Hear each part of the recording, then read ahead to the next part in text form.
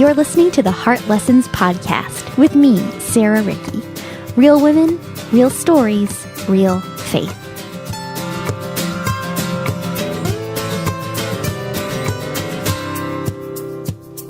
Hello, friends, and welcome to another episode of the Heart Lessons Podcast. I'm your host, Sarah, and I'm so glad to have you joining me here today. Today is Tuesday, October 23rd, 2018, and you are listening to episode number 63 of the podcast with my special guest, Amber Newberry.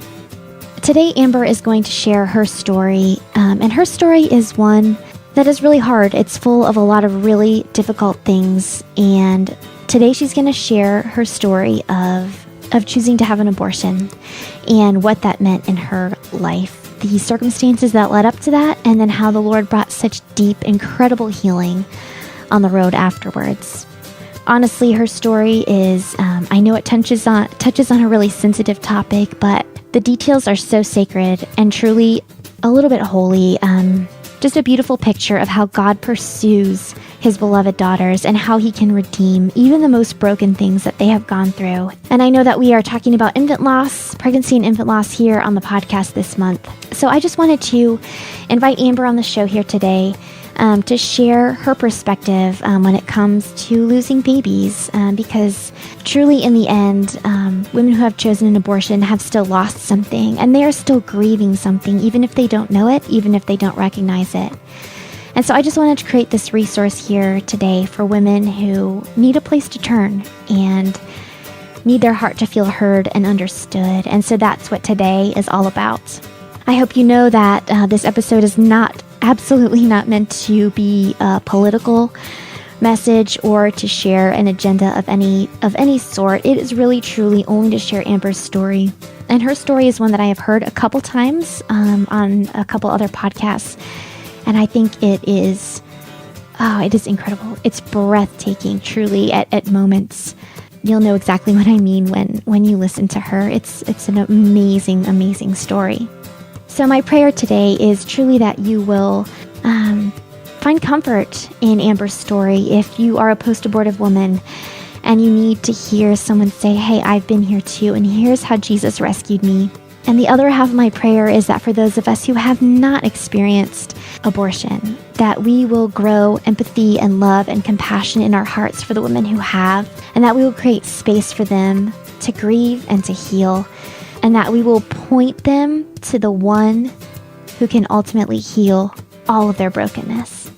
All right, friends. Well, Amber and I sort of jump right into the conversation. We started recording, and I never did an official intro, so it's pretty organic sort of flow of our conversation, which I really love. And I know that you are going to find so much power in Amber's story. And maybe as you listen, you can pray that the Lord will bring someone to mind who needs to hear this message as well. So without further ado, friends, here is my conversation with Amber Newberry.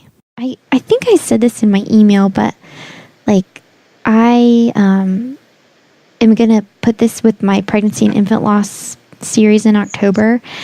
And I have never had an abortion, but 2 different times I've carried to term babies with fatal diagnosis. And I just remember when they told us when our first daughter was diagnosed, they offered termination. And I just remember thinking, this is why women choose this. It's so scary. It's just got to be so scary. And, I had the hope of Christ. Some women don't have that. And even if they do, it is so scary. It's just so scary, just not knowing what the future holds. So anyway, I just wanted to tell you that before we get started. My heart is just Oh, I know. Gosh, I don't know. Yeah, I had a really good friend who she is diagnosed. Her daughter at 20 weeks, at their 20 weeks ultrasound, was diagnosed with trisomy. Okay, yeah. Mm-hmm. And they told her that there was no chance for life. And I remember her coming to my house, and I was nursing my second baby, when I answered the door, and she just collapsed into my arms and cried. Yeah. And we just cried together. And then I threw her a legacy shower instead of a baby shower, where we all wrote notes about how she named her Layla. So how Layla was touch our lives and how we wouldn't forget her. And we did. I haven't. I still remember her. That was 10 years ago. Goodness. Yeah, it's still fresh. I mean, ours was going on 6 years ago, actually. So, but yeah, I just want you to know, like, my heart is like, I just remember being in that place. I know we weren't going to choose that, but I just remembered very clearly, my exact thought was, this is why women choose this. Right. When you don't know what's on the other side, like, as my friend says, which she wrote just an amazing article, her son was diagnosed with spina bifida at 20 weeks, and she had the same option and the same thought. Like, if you thought you were in a burning building, you'd find the nearest exit too. Right. And that's just like, I don't know, that's just kind of my heart going into this, is like, let's figure out how to just find common ground and just support one another through what is ultimately the loss of a baby. So, right. Yeah. Yeah. Yeah. So, okay, well, I'll just I mean, I guess we've been chatting for a while anyway, but that's why I like to start podcasts, right? Like, because it's less weird. Oh my goodness, it's so fun.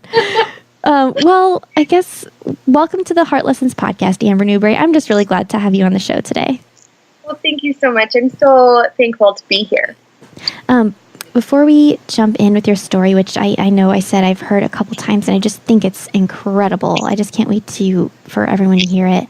Can you just give us a little snapshot of you and your family and where you guys live and all those good things? Sure, yeah. So my name is Amber Newberry. I have a ministry called Beautiful&Beloved, where I help women heal from trauma, usually, and get back into their bodies. So I use holy yoga as my mode of therapy. And so a lot of us experience a lot of disconnect in our bodies, and there's lots of different reasons for that. And primarily, it is usually trauma, but usually people come to me before they know that they have trauma. Mm-hmm. Okay. They feel disconnected, and then we kind of uncover that as we move through kind of our work together. So I'm a holy yoga therapist, and today is the first day of school for all 4 of my kids. Okay. This is the first year that nobody is like home with me at all. Oh my goodness. How does that feel? Lonely a little bit. I am not, like, I have never cried at the first day of school. But my youngest is in first grade, and so it's his first, like, whole day of school. And, man, I'm going to miss him. Oh, my goodness. We still have a few weeks left because we don't go back till after Labor Day, but I'm already, like, my son is going into second grade. And he's my oldest, so anyway, the little ones will still be home with me. But still, it's like, I won't get to see your face, like, for hours upon hours. Like, I miss it. It's super weird. My oldest is actually in 5th, so it's his last year of elementary school. And then the baby is in full day school, and I'm very like, what is my life? You're like, what do I do with all this free time? Like, what are my options? What can I do? Yeah, I have a strange feeling giving my beginning of school that I'm going to end up running errands for everybody all the time. Yeah. So. Oh my goodness. That's great. That's so funny. And you guys are in Colorado?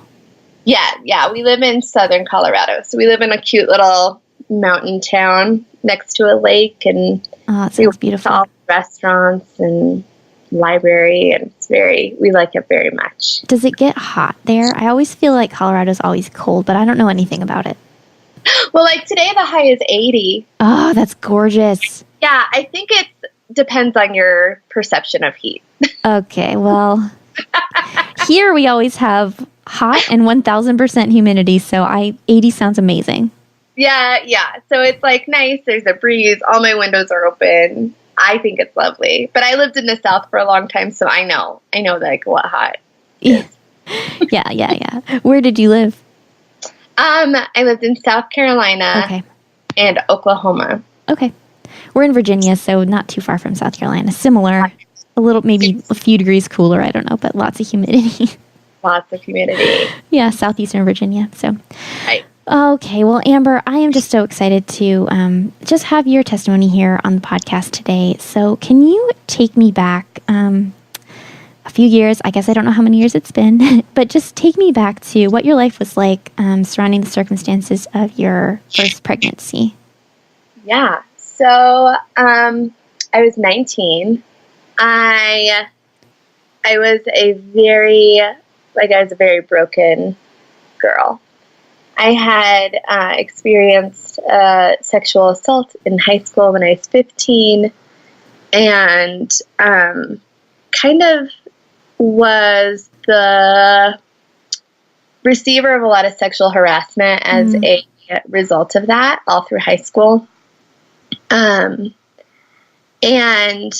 at first, I super wanted to be strong and fight against it. And then I tried to hide from it. And, I'd go to school and with no makeup and my hair would be wet and I'd be wearing sweats and it just never stopped. So at some point when I was 18, I think I just decided I'm just going to go with it. I'm just gonna take my power from it, from the way that my body attracts attention. Mm-hmm. So I became really promiscuous. I drank a lot. I did drugs. I was just running really hard down a super rocky, broken path. And I just lost myself. I lost who I was. And so I went to college. Obviously, college is kind of a great breeding ground for girls with low self-esteem. Mm-hmm. Right. And who are out to hurt themselves. So I was very drunk most of my freshman year of college. I had lots of incidences where I sprained my ankle after a margarita Monday and had stitches for 6 weeks. And I was the girl who always knew where the party was and how to get there. And, that was just, and I wore it like a badge of honor. I was proud of it. Because then the power was yours. It's not like it owned you. You were owning it instead.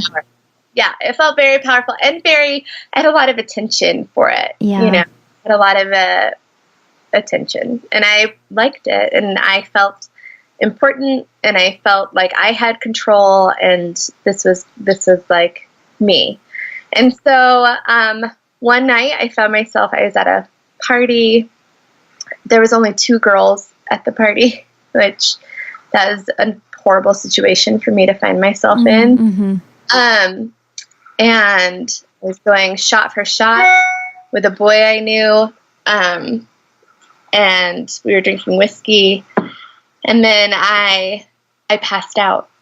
And when I woke up, the boy I had been drinking with was having sex with me when I woke up. And I know now that when I said no and that being passed out is not an invitation and that when I said no, he should have stopped, then I didn't know those things. Then I felt like I was getting what I deserved. I felt like I put myself in that situation. I felt really full of shame. I felt really mad at myself for telling him no because I was not classically a girl who said no. But the fact that I had been passed out and woke up, it was so shocking and it was so incredibly jarring that I just was desperate to get away from him and I couldn't. And so afterwards I went home and I showered and tried to kind of forget that it happened. I stopped, going out. I was still very drunk most nights, but I just was less I was kind of, I don't know if I would say I was in a depression, but I was in a... You're in a dark place. Yeah, yeah. Mm-hmm. I was in a dark place. And a few weeks later, I found out I was pregnant. Yeah. And so I would say that during those weeks that I was after the rape and before I found out I was pregnant, I was really full of shame and really, really questioning everything about the life I had been living and the amount of power I thought I had, and how it had just been taken from me, and how did I really have any power? Was I really just, I started to be embarrassed for my behavior the previous years. It just was kind of an eye-opener. Mm-hmm. And the shame was really, really heavy. And so when I found out I was pregnant, I was with my best friend, and she was very whatever you want to do, I will help you. Do you want to move in with me? I will help take care of this baby. There's a daycare center at my work. Yeah. But she was all in whatever I wanted to do. And I was on the phone with an abortion clinic. Right away. It didn't even for 1 second. And the real lie that I believed and that I convinced myself of was that me bringing a child into the world was bad for the world because I was bad. Because I had no worth, and because I had no value, that my bringing a child into this world, especially one where I had been drinking and smoking and doing drugs and that whole time, and I didn't really think I could stop. So I really had convinced myself, one, this baby genetically is my DNA and that is worthless. And two, this baby, I don't think I can stop drinking, and I don't think I can stop doing drugs, and I don't think I can stop smoking cigarettes. And so what will that do? And this is just what's best for the universe. And I also didn't want to be tied to that boy. Yeah. And it was inevitable that I would see him. It was inevitable that it would be obvious that it was his. And I didn't want to have something tying me to him. And so, so I made the decision nearly immediately, and then spent the next week or so really talking myself into it. And then I went through with it. Yeah. Do you know how far along you were? Was it weeks or months or? Yeah, I was actually 5 weeks. Okay. 5 weeks along, and they made me wait for a week. Okay, I see. Before I could go in, because because I knew so soon. Mm-hmm. Because I just knew. You just, in the deep place, I just knew. Yeah. Yeah. So after you had your abortion, did you go through any kind of grieving process? What were your emotions like afterward? So I was relieved afterward. Mm-hmm. Yeah, I'm sure. Yeah. And I was already so full of shame and so certain of my own depravity that it didn't push me further down than I already was. I was already pretty bottom of the barrel. And I felt relieved, and I felt like it could be something I could just forget. And I really, really wanted to just forget. Mm-hmm. I didn't tell anybody. Nobody knew except my best friend, and I kept it that way. I kept it from my parents. I kept it from everybody. And then that Thanksgiving, my mom confronted me that she had found out. She had found some of my prescription medicine that I had been given. And she knew what had happened, and she confronted me about it. And it was the first time I cried about it. And I cried more because I was so ashamed of what she was going to think of me. And that was my first real grief that I felt about it, was just how understanding she was and how I didn't really believe her. I didn't believe that she was understanding. She was understanding and kind and full of grace and just love and compassion. And I had been so sure that she was going to hate me and think the worst of me and be so disappointed in me. And her just like love through it was the first time I felt like real grief. Like a real, like, what did I do? What did you feel at that point? So you said it was real grief. Is it like, did you feel, was it like regret or just, what specifically were you feeling that caused you those tears?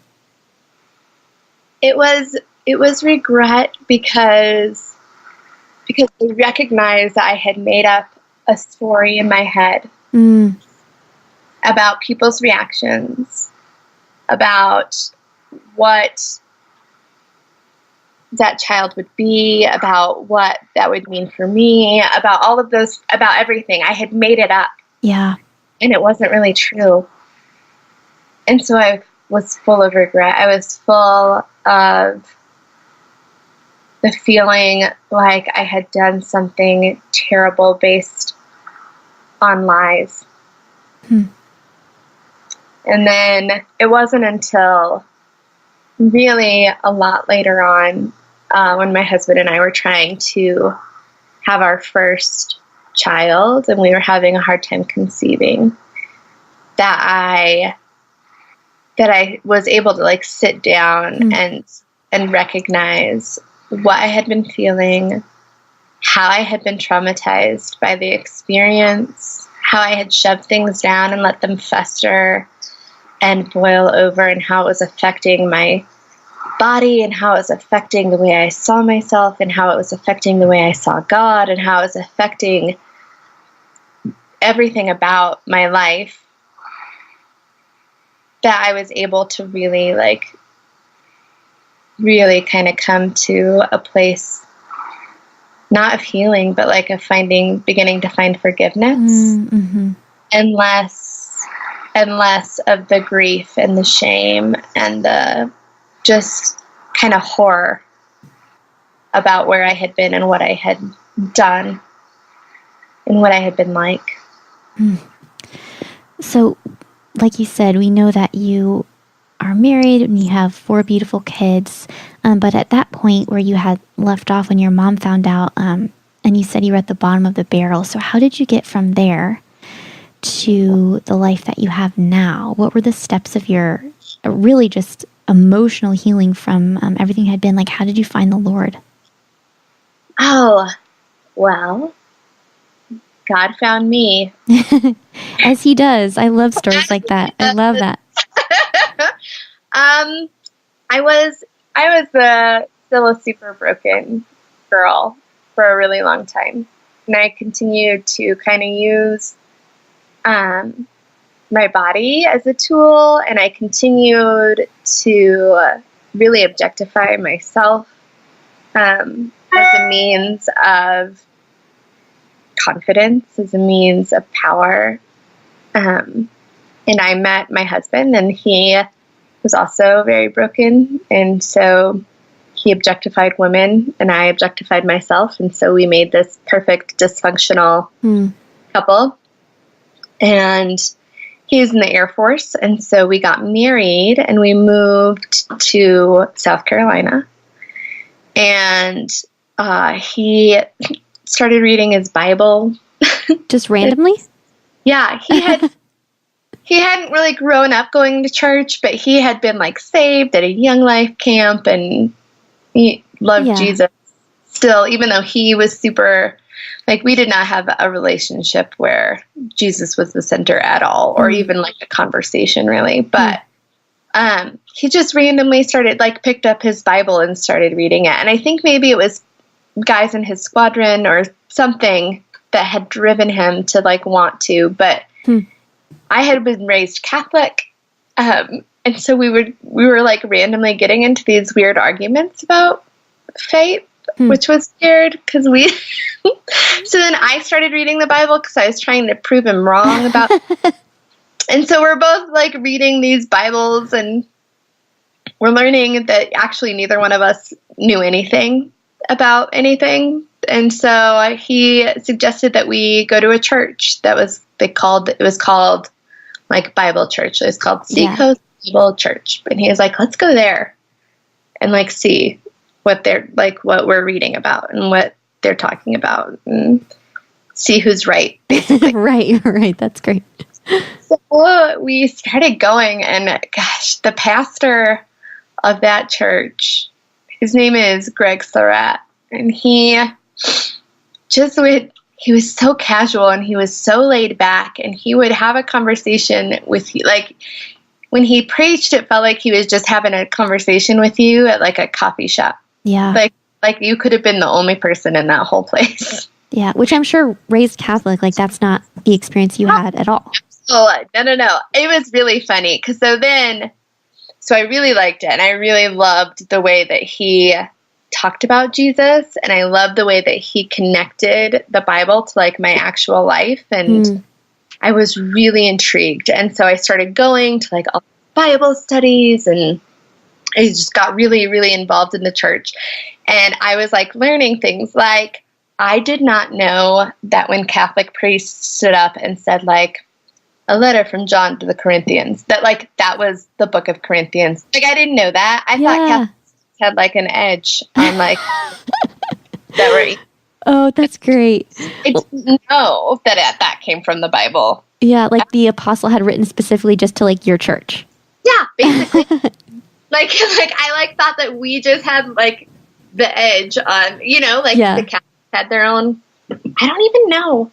So I got really, really involved in the church. They let me volunteer in the preschool room. So and they asked me to like be a teacher that like got up. So I get up on this stage, and I would wear like a little microphone, and I'd sing and I would dance and I would teach Bible stories, and I would be so excited about these Bible stories because it was the first time I had ever heard them. You were learning it right along with the preschoolers. Yes. And like, so I'd be so excited. And the other adults would be like, wow, way to sell it. And I'd be like, no, but it really is. Like, I am so amazed. Not so amazed. That's great. I love that. Yeah. And so it was an amazing, really incredible, beautiful time of real growth for me. And then the church actually hired me, and I was the director of their whole preschool department. And I was just this new baby Christian who was so on fire. Yeah. So on fire, And then, and I was very much like, God died Jesus died on the cross for me, and he knew my sin before he did that. And like, God is so amazing. And I'm so thankful for grace. And I'm so thankful for being white, like being washed white as snow, like all those things teach kids. And then when it came down to it, and my husband and I started to try to have kids, and we couldn't get pregnant, it was like my whole everything kind of came crashing down. And I was very much convinced that I was being punished by God. Yeah. And I was very much convinced that like that was fine. That was the right thing. Like that's what God should do. And my husband was very much like, no, I'm pretty sure everything we've been learning. Yeah. And so we went and we met with a pastor at the church, and we walked in, and he was so kind, and he hugged me, and I just fell out like on his floor. Started sobbing and confessing and telling him everything. And he ended up calling his wife, which made me very mad because I didn't want anybody else to know. Yeah. But he called his wife, and she got on the phone with me, and she told me that she had 2 abortions before she found Jesus. And she just talked to me about that we would see them in heaven, that they never knew a day of pain or of hunger or of being without, and that then that we would be forgiven by them when we got to heaven. And it was soul shaking. It was my world. Then she sent me home with this book, and I actually just found it like 2 days ago, the actual book, but it was for post-abortive women, and it was like super cheesy, I remember. And I remember being very much like, this is not like super helpful to me right now. Like it was just a bunch of stuff that I had like kind of, that I knew because I had been at that point going to church for a good 4 or 5 years. And, you know, it was just, I didn't feel very moved by it at the time. Mm-hmm. And at the end of the study, it just said, like, journal and just tell God, like, how you feel now. And I was very much like, hey, God, I know I'm forgiven. Like, I know that you forgave me of this. I do not forgive me for this. And I will not, and I cannot, and that it just is not going to happen. And I heard from God, or it was very stirring in my soul that said, like, who do you think you are? Like, I died on the cross to carry this sin to the grave. I knew it. I knew this sin, and I took it to the grave. And are you saying that that's not enough for you? Oh, man. And then that was it for me. Yeah. I was sold, and I was forgiven, and I promised myself that I wasn't going to live in that past anymore, that I was going to be a new creation the way that Jesus had said I could be, the way that he came to earth to set me free to be. And that from that point forward, I was new. I was a new person, that there was nothing from the shame of my past that could ever hurt me again, that could ever hold me down again, that was ever going to keep me from being anything less than who God made me to be. And I found out I was pregnant the next day. Oh my gosh. Yeah. That is so powerful. I mean, gosh, that's so powerful. Yeah. It was the most incredible kind of experience I've had with God, I think. And it was forgiveness, and it was grace, and it was starting fresh. But I've learned since then that there was still a lot of healing that had to happen. Yeah. Like it wasn't everything, but it was the beginning of everything. And yeah. So as you have walked, like you said, that was the beginning of everything. That was point A. What has the Lord walked you through as far as processing the loss of your baby, you know, the abortion that you had? What has he done to bring healing in your life? I think the greatest gift I've been given is the opportunity to talk about it. Yes.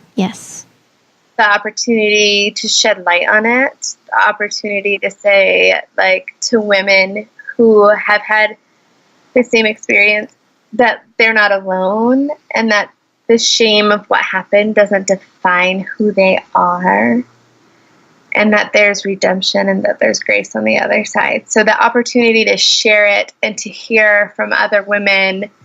Whenever I share, I get emails, and or if I'm at an event, people will come to me afterwards and they'll tell me about their abortions, and then they'll tell me that nobody else knows. Oh my goodness. That they've never told their husbands, that they've never told, like, that nobody else has ever known. And that doing the work I do now, I know the kind of destruction that will cause to your body. the kind of destruction that keeping a secret like that will cause to your soul, to your heart, to your cells inside your body. That kind of secret, that kind of shame, that kind of deep down hidden event can destroy you. And it comes out in lots of different ways that you wouldn't even really connect them, but they're always connected. So what, do you ever think about that baby and like when, times come around and maybe your due date would have been or anything like that? Do you think of like what that baby might have been or what it would have been like if you had a different choice? Yeah, all the time. Yeah. So what is that like for you? It used to be really dark. It used to be really sad. It used to be really depressing. It used to be really full of shame.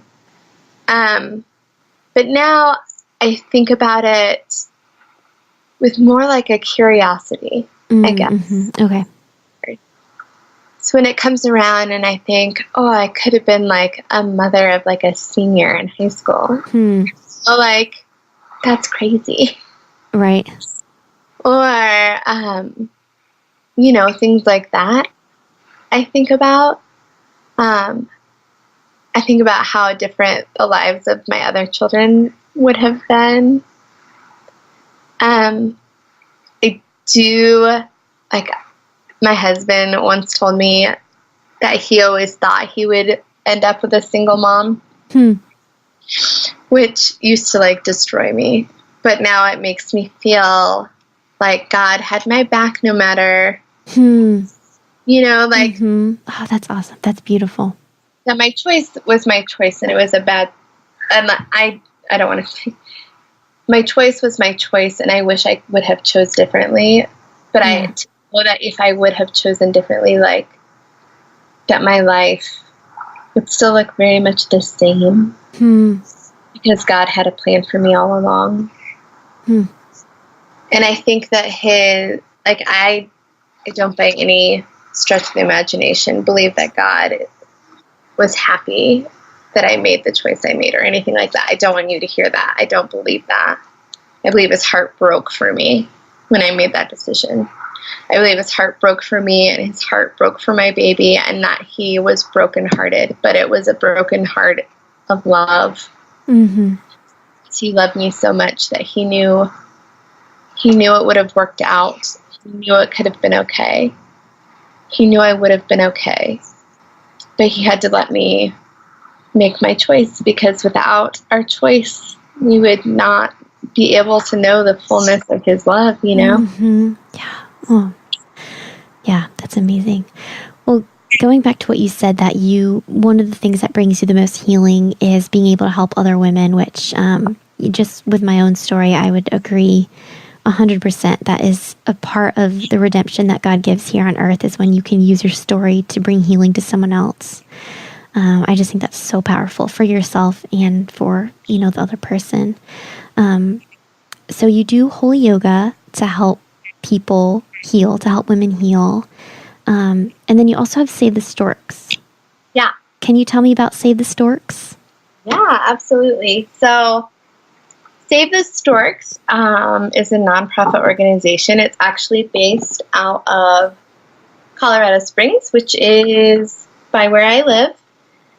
And their mission is to encourage and empower and support abortion-minded women to make a choice for life. And the reason I got involved with them is because their mission or their goal is not political. Okay. For me, when I showed up at the abortion clinic, there were protesters outside who called us names and threw trash at our car and held up grotesque signs and were really horrific. And I don't ever want to be a part of that. Save the Storks is not about protesting, not about politicking, not about even really making anything illegal. They are about loving women so well that abortion becomes something that is not the number one thing they think of. Find themselves in a situation where they have a pregnancy that was unplanned. So they have these buses that are made out of,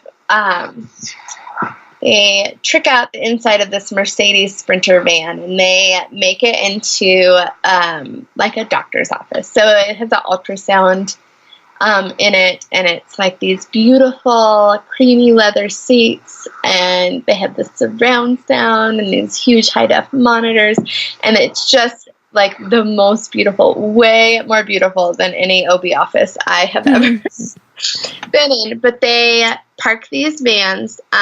It's a Mercedes Sprinter van, so it can park anywhere. They don't need special permission. It can go in any parking lot, any parking space. And they get in front of abortion-minded women and offer free ultrasounds. Yeah. And each bus is partnered with a pregnancy resource. So pregnancy resource centers are nonprofit organizations that offer women experiencing unplanned pregnancies opportunity to keep their babies or to find adopted parents for their babies. But they really partner with women for like the long haul. So if you were to go, if an abortion-minded woman was to go and get on one of the buses, they would experience not only an incredibly lavish and lovely experience that would speak into how valuable they are and how loved they are, but they would also get the opportunity to partner with the Pregnancy Resource Center for the next the next 2 years. So there would be formula, there would be diapers, there would be classes on finances, there would be classes on budgeting, there would be classes on job interviews, there would be clothing for job interviews. There are it's this super deep well of resources to help you better your life if your choice is to do that. Yeah, that's incredible. The best part of it is that if a woman is coming out of the abortion clinic and she's had an abortion and she's made her choice, the same women, the same counselors, the same people on the bus will meet her and say, hey, here is some counseling resources that we have for you. Here's how we're going to love you well now. Because I think that people underestimate or don't talk about the kind of trauma that an abortion really is on your body. Hormones and the impact that it is for your body to be working to sustain life and then to have it just kind of ripped away has a really dramatic impact on your health of your body. And people don't talk about that, and it's not something that anybody ever would advertise, I don't think, but it is a real impact and a really important part of being well informed when it comes to like those decisions. And young girls and women who are experiencing unplanned pregnancies, who are just so desperate, they're not doing research. Right. They're not exploring what that's going to do to their bodies. They're not seeking all the different advice. And so this is a place that can get in front of these women and to say, like, here are actually all your options. Here are all the things we can do to partner with you and to love you well. And they have an incredible success rate. Like 9 out of 10 women who get on a Stork bus choose life. Oh, that's awesome. Yeah. That's amazing. Yeah, because women just want to be seen and heard and loved well.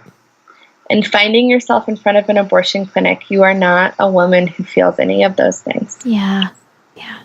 Well, I think it's incredible that you have used your story to do such a great thing for women who are in the same shoes that you were in. And I don't know. I just can't say enough good things about it and about what you do. And just thank you so much. Oh, well, if I had it to go back over again and to erase that part of my story, I would. But because I don't, I need to let God use it however He would. Mm-hmm. And so it is not me. It is 100% just God allowing me to find healing this way and allowing me to share healing with His daughters this way and allowing me to show people that there's another way, that you don't have to be angry, and you don't have to pick it, and you don't have to throw things, but that you could really just love people really well where they're at and be accepting and full of grace for them. And that could save a life. Oh gosh, that is so powerful. I wish I had a better word, but like, I'm just floored because, oh my gosh, I feel like it's just scripture come to life when you just Yeah. It's just amazing. I have no words. I'm sorry. It's okay. I feel like that too. I just think it's awesome. So I imagine, like you said, like having an abortion does a lot to a woman's body, like hormonally and otherwise. I mean, I don't know, does a woman who has experienced an abortion still, like, does their milk still come in? I don't even know. I think it would depend on how far. Okay, right. That makes sense. You were. I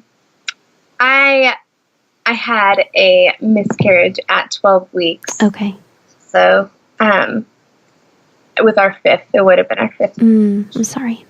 Thank you. But, and so it wasn't like that experience, like there was no milk came in or anything like that. But it was, I mean, your hormones, the swing in your hormones was incredible. And it does up your risk for cervical cancer, for breast cancer, for kinds of complications with your, what's the word I'm looking for? Fertility? Yes, that's the word. Okay. Yeah. I read your mind. We're on the same page. Complications with fertility and things like that that you already are so emotional and you already are so just in a bad place when you find yourself in the shoes of somebody who is choosing an abortion, that to have the surge of the hormones and the feelings and all of that on top of it is really overwhelming. Yeah, I'm sure. I can imagine. And I imagine that a lot of women who are experiencing, like post-abortive women, have a surge of emotions, and they might not necessarily recognize that one of them is going to be grief, but like they did lose something. Yeah. And I imagine that sometimes that goes unrecognized, but what would you say to a post-abortive woman to just give her some emotional encouragement, just something to just help her not get to the bottom of the barrel, as you said that you were? Yeah. I would say that you are not the choices that you've made. The choices that you make don't define who you are. And you have a choice to move on from this experience and to actually walk into the story that God created for you. So you can actually walk into the truth that you are beloved, that you are worthy of love and worthy of protection, and that this doesn't disqualify you from those truths. Amen. What would you say to people who feel very strongly against a woman who has chosen to have an abortion? What would you say to them if you could? And I know you would do it gracefully and full of love. What would you say to just what would you say to them? I would just say that you can't know her story. Yeah. Can't know the things that she believed. You can't know the lies that she's been told her whole life. You cannot know her story, and you cannot know the things that went through her head. Yeah. No woman comes to that decision easily or lightly. Nobody walks into an abortion clinic with a skip and a whistle. That is not what is happening. It is an experience that fills you with shame and regret, no matter how much relief you think is going to come. Still full of shame and regret. And like I said at the beginning, if you thought you were in a burning building, you look for the nearest exit too. And sometimes I'm sure it feels like that. Oh yeah. Yeah. A woman who's there it's not her best day. Yeah. It's not. And some women might put on a brave face, and some women might come forward and take the stand of, being pro-choice and it's my body and I'll do what I want with it. And there's been women who've made comments like, oh, I wish I would have had an abortion so I could, and things like that. But when it comes down to it, there are no brave faces. There are no brave faces in that waiting room. Yeah. There are just broken hearts. Yeah, that's powerful. If we can keep that in mind, I think it would just change so much. Yeah. I agree. Well, this last question feels a little bit like I don't really know. It feels like a little bit sensitive, I suppose, because I would just like to ask how the infant loss community could support a post-abortive woman. And the reason why it feels kind of, I don't know, I feel like there might be a stigma that since you chose to end the life of your baby and I didn't, I wish my babies could have lived, then I deserve a healthier grieving process than you, or I deserve more support than you do.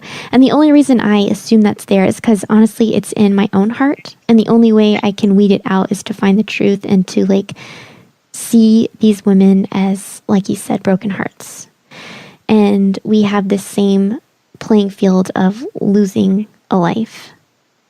And so I would just like to know, for my own heart, so that I can weed out any ugliness, how can I, as a woman who had wanted babies and lost them to fatal conditions, how can I reach a woman and support her when she's post-abortive and is dealing through grief and loss and all those emotions as well? So, as a woman who's both, I think the answer for both women, for both seasons, for both post-abortive and infant loss, I think the answer is to just simply hold space. You don't have to say anything. And you don't have to do anything. You just have to be willing to be there. To hold space and say, I don't understand the grief that you're in, but I can see that it's grief. So I'm just going to be here. I'm just going to be here. And I'm going to experience your grief with you.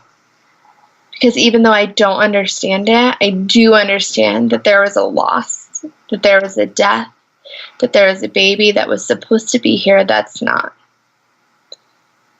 And so if we could just all hold space for each other to feel and to experience the grief that we all experience differently, and we'll all walk through differently, but to just say, I'm here, and I'm not going to give you a Bible verse, and I'm not going to give you a platitude. I am just here, and you can grieve in my presence, and I will hold space for that. Yeah.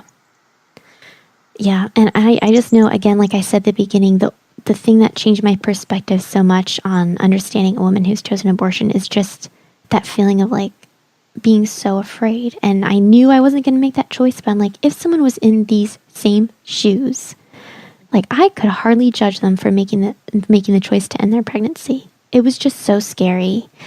So, and especially if they don't have a belief, right? Like a belief in Jesus, or a belief in God, or even just a belief in a higher power than themselves. It takes away, it brings on a sense of hopelessness. Yeah. That is unfathomable, I think, for those of us who have hope. Yeah. That's just so encouraging. And I feel like your words are holy. I truly do. I just feel like you are on holy ground that makes a lot of us squirm, and you're doing it so gracefully and just proclaiming God's truth and God's love in such amazing ways. And like, again, just thank you so much for what you do. Oh, thank you for continuing to thank me. I really, I can't take any actual credit, which is so annoying when people do that, I know. Well, I understand. I understand what you're saying. Yeah, I just don't feel like it's me. I just don't. It's my story, and it's one that I wish I didn't have, but that I'm happy to share if it brings one person close to healing or hope, or a relationship with God. I just listened to this Beth Moore story. Like, it's this video on YouTube that the Lord asked her to do something that was like really uncomfortable, and like somebody watched her do it, and then they came up to her and they said, "What made you do that?" And she said, "Jesus, he's the bossiest thing." And I just think I think that's probably a lot of your sentiment too. It's just like, listen, if it were on my own choice, like I wouldn't be doing this. Yes, I feel that. Yes, I feel like that in many ways as well. So anyway, good thing he's a little bossy, or maybe we would just be watching Netflix way more than we. Totally. All right, Amber, well, I have 2 questions I ask every guest who comes on the show. The first one is, as you're living out the story that God has written for you, what's a heart lesson he's been reminding you of lately? I feel like he's been reminding me that there is no healing without him. As I have started working kind of in the field of helping women heal from trauma, I've realized that without a belief in something bigger than yourself, that healing is next to impossible. That for some women, God and Jesus are words that are hurtful to them because people have used God and Jesus to hurt them. So, but they still need to believe that there is something, that there is a creator, that there is a source, that there is spirit, that there is something bigger than themselves, or healing becomes nearly impossible. That's very interesting. And so I know that source and spirit and creator, I know that that's God. If they need a different name because of ways that they've been hurt by people, then that's fine. That doesn't bother me, but there needs to be something. Yeah. There needs to be something, or the hopelessness, you can't move past it. Is that like the holy yoga part? Like the holy part of the holy yoga is like a spiritual aspect? Yeah, Holy Yoga is a Christ-centered yoga. Okay, So Holy gotcha. Yoga is like Bible-centered, Christ-centered, and that is the way I teach. But if I have people who come who say like that's not my thing, I'm fine with opening the doors in other ways, because there is spiritual trauma, right? There are people who would use somebody's faith in God or Jesus against them, which is horrible and horrific, but it happens. And it's so Holy Yoga is Christ-centered. I just might use different language sometimes if somebody needs that. Yeah. But I have recognized that there needs to be a faith in something bigger. And so without God, there's just, the healing is just, it's harder. And it's not, I don't want to say it's not possible, but I do kind of want to say it's not possible. Yeah, I understand. So like, it's hard to heal if you're hopeless. Yeah, it's almost like hope is an external motivation to like work toward. And if you don't have that, then like, what do you have? Then what's the point? Yeah. So that is something he has been really teaching me, and it's humbling, and it keeps me from feeling like I have any part in people's healing journeys, right? It's like, it's also a good check for my soul and my spirit to say, I actually have nothing to do with this. Yeah. This is all God. Yeah. You know? Yeah, that's so good. Emotional healing can't happen apart from Amber. That's what you want it to be. No, yes. No, that's terrible. I'm just kidding. I know that's in all of us. Yeah. Okay, last question that I ask every guest. Just a fun way to end the show. What is something you're looking forward to? I'm looking forward to the fact that all my children are in school all this year. It's the first time in like 11 years. That's crazy. Yeah. So I'm looking forward, and I'm expectant to what God will do with Beautiful and Beloved and my ministry, like that I have more than like 10 hours a week to give to it. Right. And I recently wrote and filmed a trauma healing course. That's awesome. Yeah, and so we're planning on launching it, and it's going to be called Shalom Sessions, and I'm super excited about that. So those are the things I'm looking forward to. When is that launching? That is an excellent question. I not know the answer to. Oh my goodness, I was going to say, I'll have to put links to share so everyone can find it, if they're interested, because that sounds pretty great. Yes, if you just link to Beautiful and Beloved, then I'll definitely be announcing it all over the place when it comes out. We just, we've filmed the videos, and we have a beta course out right now. We were just waiting for some feedback on it. We want to hear, like, she and I have both taught it several times, and so we sent it to some other teachers to teach and see what they think, and so just waiting to hear back, and it's very exciting though. Yeah, that's very, very exciting. Yeah. All right, Amber. Well, I know you said Beautiful Beloved, is it .com is your website? Yeah. Okay. And where else can we find you on social media and just stay up to date with you and what you're doing and your story and all those great things? Yeah, I am just Beautiful and Beloved everywhere. Oh, okay, great. That is a name God gave me like 7 years ago. Yeah. Well, that's great. And so I've been figuring out for the past 7 years what it means and what he's asking of me in it. And I really feel like through the 7 years of growth and learning, I've really come to just the simple truth that the truest thing about you is that you are beautiful and beloved. And how can I help you believe that and walk? Yeah. Yeah. So good. Well, Amber, thank you again. I'm just really thankful that you gave your time to the show today. I was so excited to be able to talk with you, and just thanks for taking time out of your day to talk with us. Yes, it is my pleasure. Thank you so much for having me. Amber, I cannot thank you enough for your vulnerability and your honesty and transparency in sharing your story and what the Lord has brought you through. I honestly feel like her story is so sacred.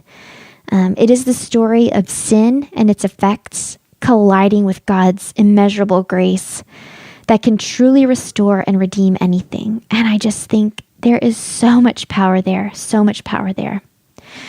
I hope her story put an encouragement in your heart to make space for post-abortive women, to see them as a hurting heart with a story.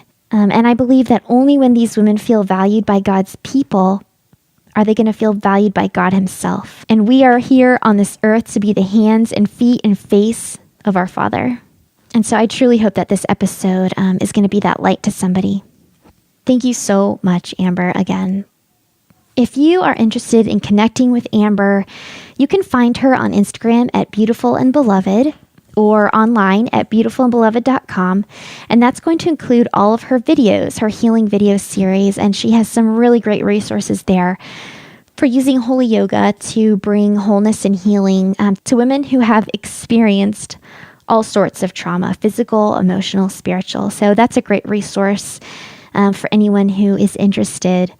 All right, well, I know I ask every guest what they are looking forward to, and if you are listening in real time, then I'm going to tell you that I am looking forward to the Facebook Live video that I am going to be doing tonight with Holly Kalana and Kristen Hernandez of Through the Lens podcast. It's going to be at 8 o'clock Eastern Time, and I will share the link in the show notes. It's going to be on my Facebook page, my Sarah Rieke Facebook page. And so I'll make sure that you have links in the show notes so you can find it. And I'll also post on Instagram where you're going to be able to find that video. If you can't listen tonight at 8 p.m. Eastern Time, then we are going to post the audio next week. So next week's episode will be the Facebook Live video that's going to happen tonight. So if you miss it, there will be a chance to hear it. Or if you do tune in tonight, you will be able to hear it again next week. So I'm really excited to provide that resource. So as always, I hope you found this episode to be inspiring and encouraging to help you walk well in the story that God has written, especially for you. Bye, guys.